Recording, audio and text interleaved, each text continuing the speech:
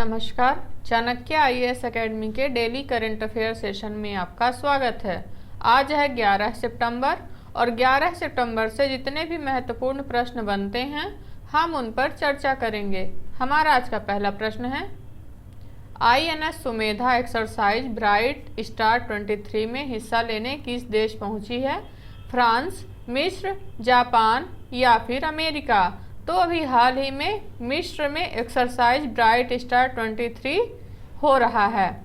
वैश्विक सैन्य मंच पर भारत की बढ़ती उपस्थिति को उजागर करने वाले एक घटनाक्रम में भारतीय नौसेना का INS Sumedha exercise bright star 23 में भाग लेने के लिए मिस्र के पोर्ट अलेक्जेंड्रिया पहुंचा। यह एक ऐतिहासिक अवसर है जिसमें 34 देशों ने भाग लिया है, जो इसे मध्य पूर्वी और उत्तरी अफ्रीका क्षेत्र में अब तक आयोजित सबसे बड़ा संयुक्त सैन्य अभ्यास बनाता है। हार्बर चरण में समुद्री चरण की योजना बनाने और उसे क्रियान्वित करने के उद्देश्य से गतिविधियों की एक श्रृंखला शामिल है।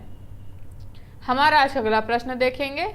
हाल ही में भारतीय विमानन क्षेत्र को और मजबूत करने के लिए भारतीय रेलवे विश्वविद्यालय और किसके बीच एक समझौता ज्ञापन पर हस्ताक्षर हुए हैं?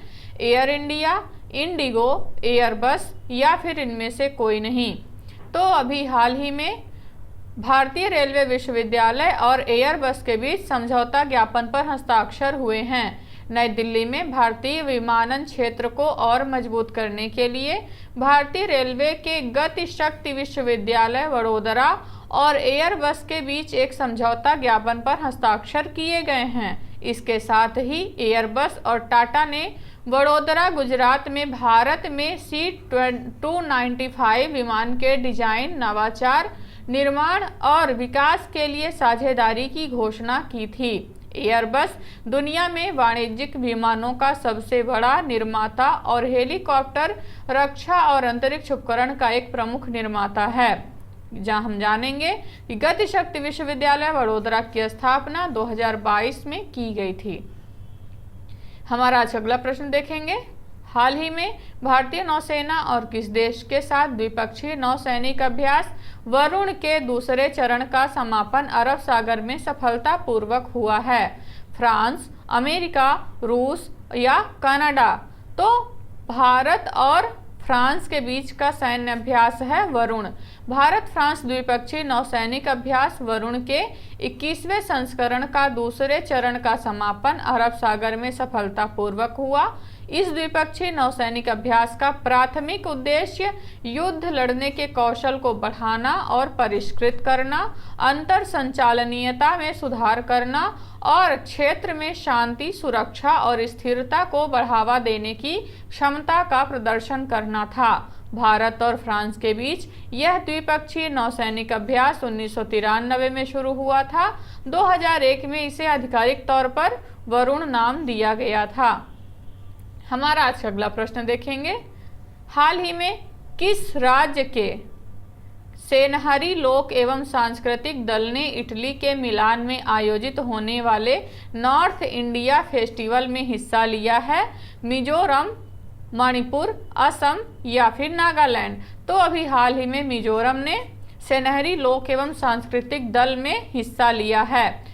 मिजोरम के सेनहरी लोक एवं सांस्कृतिक दल ने 9 सितंबर को इटली के मिलान में आयोजित होने वाले नॉर्थ ईस्ट इंडिया फेस्टिवल में हिस्सा लिया है। यह टूप मिजो लोगों की समृद्ध और जीवंत सांस्कृतिक परंपराओं और संगीत का प्रदर्शन करेगा। इस महोत्सव में भाग लेने वाला मिजोरम मंडली उत्तर पूर्व का एकमात्र सांस्कृतिक मंडली है। हमारा आज का अगला प्रश्न देखेंगे। हाल ही में किस देश ने G20 शिखर सम्मेलन में वैश्विक जैव ईंधन गठबंधन की शुरुआत की? भारत, अमेरिका, जर्मनी या फिर जापान? तो अभी हाल ही में भारत ने G20 शिखर सम्मेलन में वैश्विक जैव ईंधन गठबंधन की शुरुआत की। भारत ने नई दिल्ली में G20 शिखर सम्मेलन में वैश्विक जैव ईंधन गठबंधन का शुभारंभ किया। ग्लोबल बायोफ्यूल एलायंस जैव ईंधन को अपनाने की सुविधा के लिए सरकारों, अंतर्राष्ट्रीय संगठनों और उद्योग का गठबंधन विकसित करने के लिए भारत के नेतृत्व वाली एक पहल है। जिसका उद्देश्य जैव ईंधन को ऊर्जा परिवर्तन की कुंजी के रूप में स्थापित करना और नौकरियों एवं आर्थिक विकास में योगदान देना है। यह गठबंधन विश्व स्तर पर भारत की स्थिति को मजबूत करने में मदद करेगा और सहयोग पर ध्यान केंद्रित करेगा। हमारा आज अगला प्रश्न देखेंगे। हाल ही में किस देश ने अपनी पहली ऑपरेशनल टैक्टिकल परमाणु हमला पनडुब्बी न्यूक्लियर अटैक सबमरीन लॉन्च की है? अफ्रीका, मलेशिया, उत्तर कोरिया या फिर जापान? तो अभी हाल ही में उत्तर कोरिया ने न्यूक्लियर अटैक सबमरीन लॉन्च किया है। उत्तर कोरिया ने अपनी पहली ऑपरेशनल टैक्टिकल परमाणु हमला पनडुब्बी न्यूक्लियर अटैक सबमरीन लॉन्च की है। उत्तर कोरिया ने इस पनडुब्बी को उस बेड़े को सौंपा है जो कोरियाई प्रायद्वीप और जापान के बीच पानी में गश्त करता है। उत्तर कोरिया की आधिकारिक Korean central news agency KCNA के अनुसार हीरो किम कुन ओके नामक पनडुब्बी को पानी के भीतर से सामरिक परमाणु हथियारों का उपयोग करने के लिए बनाया गया है। हमारा अगला प्रश्न देखेंगे। दुनिया का सबसे ऊंचा लड़ाकू हवाई क्षेत्र कहाँ बनेगा? जम्मू, लद्दाख, हिमाचल प्रदेश या फिर इनमें से कोई नहीं? तो अभी हाल ही में हुई घोषणा के अनुसार लद्दाख में दुनिया का सबसे ऊंचा लड़ाकू हवाई क्षेत्र बनेगा। सीमा सड़क संगठन एक उल्लेखनीय उपलब्धि हासिल करने के लिए तैयार है क्योंकि वह लद्दाख के न्योमा में दुनिया के सबसे ऊंचे लड़ाकू हवाई क्षेत्र का निर्माण शुरू कर रहा है। न्योमा भारत के लद्दाख के दक्षिणी क्षेत्र में स्थित एक प्रमुख गांव है। यह लेह जिले के भीतर एक भारतीय वायुसेना बेस की मेजबानी करता है। न्योमा उल्लेखनीय रूप से 1962 में स्थापित एक उन्नत लैंडिंग ग्राउंड का घर है। हमारा अगला प्रश्न देखेंगे। हाल ही में हिमालय दिवस कब मनाया गया है? 5 सितंबर, 7 सितंबर, 8 सितंबर या फिर 9 सितंबर? तो अभी हाल ही में 9 सितंबर को हिमालय दिवस मनाया गया है। हिमालय पारिस्थितिकी तंत्र और क्षेत्र को संरक्षित करने के उद्देश्य से हर साल 9 सितंबर को हिमालय दिवस मनाया जाता है। यह दिन हिमालय के महत्व को चिन्हित करने के लिए मनाया जाता है। 2014 में उत्तराखंड के तत्कालीन मुख्यमंत्री हरीश रावत द्वारा 9 सितंबर को आधिकारिक तौर पर हिमालय दिवस घोषित किया गया था। हिमालय दिवस आम जनता के बीच जागरूकता बढ़ाने और संरक्षण गतिविधियों में सामुदायिक भागीदारी लाने के लिए भी एक उत्कृष्ट दिन है। हमारा अगला प्रश्न देखेंगे। हाल ही में one sun one world one grid सम्मेलन कहाँ आयोजित किया गया? शिकागो, नई दिल्ली, टोक्यो या फिर इनमें से कोई नहीं? तो अभी हाल ही में नई दिल्ली में one sun one world one grid सम्मेलन का आयोजन किया गया।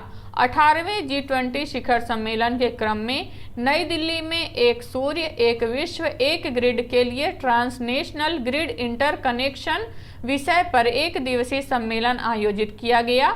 सम्मेलन का नेतृत्व विद्युत मंत्रालय के अधीन एक Maharatna company power grid corporation of India limited ने किया है। हमारा आज अगला प्रश्न देखेंगे। हाल ही में किस देश ने संवादात्मक भुगतान के लिए हेलो UPI लॉन्च किया है? भारत, अमेरिका, कनाडा या फिर इनमें से कोई नहीं? तो अभी हाल ही में भारत ने हेलो UPI लॉन्च किया है। National payments corporation of India ने 2 संवादात्मक भुगतान पहल शुरू की है जिनका उद्देश्य उपयोगकर्ताओं के लिए सुविधा और पहुंच बढ़ाना है। हेलो UPI उपयोगकर्ताओं को अपने स्मार्टफोन के साथ बातचीत में शामिल होकर भुगतान करने की अनुमति देता है। NPCI ने हिंदी और अंग्रेजी भुगतान भाषा मॉडल को सह विकसित करने के लिए IIT मद्रास में भाषिणी कार्यक्रम AI4 भारत के साथ साझेदारी की है। NPCI ने भारत बिल पे कनेक्ट भी लॉन्च किया है जिसका उद्देश्य बातचीत के माध्यम से सहज बिल भुगतान करना है। तो ये रहे आज के हमारे कुछ महत्वपूर्ण प्रश्न। आशा करते हैं चाणक्य IAS अकेडमी द्वारा चलाया जा रहा करंट अफेयर सेशन आपको पसंद आ रहा होगा। हमारे ऐसे और भी कंटेंट से जुड़ने के लिए चैनल को सब्सक्राइब करें और बेल आइकन दबाना ना भूलें। धन्यवाद।